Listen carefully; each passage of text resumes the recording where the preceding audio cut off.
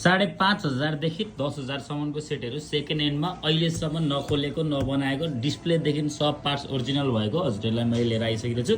यो भिडियोमा चाहिँ हजुरहरूलाई म प्राइस सहित भन्नेछु है त। तपाईँलाई 2-3 महिना चाहिँ युज भएको छ। यसको तपाईँलाई अझै पनि 10 महिना कम्पनी वारेन्टी रहेको छ। यो चाहिँ रहेछ आइटेलको A50 रहेको छ। 4+4 8GB ऱ्याम र 64GB इन्टरनल स्टोरेज रहेको छ भने अझै तपाईँले 10 महिना कम्पनी वारेन्टी पाउनुहुन्छ। लाइक न्यू कन्डिसनमा छ, अहिलेसम्म नखोलेको नबनाएको रहेको छ। मात्रै यो हजुरहरूलाई 8,500 रुपियाँ पर्छ है त। त्यसै गरी यो चाहिँ रहेछ रेडमीको 12C रहेको छ।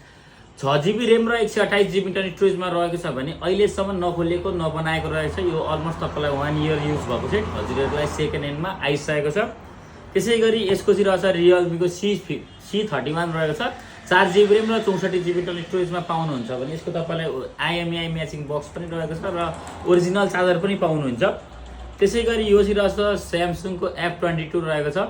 4GB ऱ्याम र 64GB इन्टरनल स्टोरेज रहेको छ भने नथिङ चेन्ज नन सेट रहेको छ। यसको मैले तपाईँहरूलाई एक्सचेन्ज गरेको भिडियो पनि बनाएर हालिसकेको थिएँ। यो मात्रै तपाईँलाई 7,500 रुपियाँ पर्छ। त्यसै गरी यो चाहिँ रहेछ रेडमीको A1 रहेको छ। 3GB ऱ्याम र 32GB इन्टरनल स्टोरेज रहेको छ भने यो तपाईँलाई मात्रै 5,500 रुपियाँ पर्छ है त। त्यसै गरी यो चाहिँ रहेछ रेडमीको 9C रहेको छ। यो तपाईँलाई 3GB ऱ्याम र 64GB इन्टरनल स्टोरेजको मात्रै तपाईँलाई 6,000 रुपियाँ पर्छ। डिस्प्लेदेखि लिएर सब पार्ट्स ओरिजिनल पाउनुहुन्छ हजुरहरू। त्यसै गरी हामीसित सस्तो बजेटमा भन्दा पनि अलिकति हाई रेन्जको सेटहरू सेकेन्ड ह्यान्डमा निकै राम्रो रहेको छ।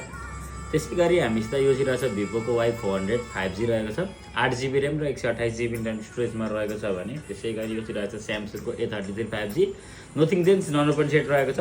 त्यसै गरी यो चाहिँ रहेछ रियलमीको P3X 5G रहेको छ।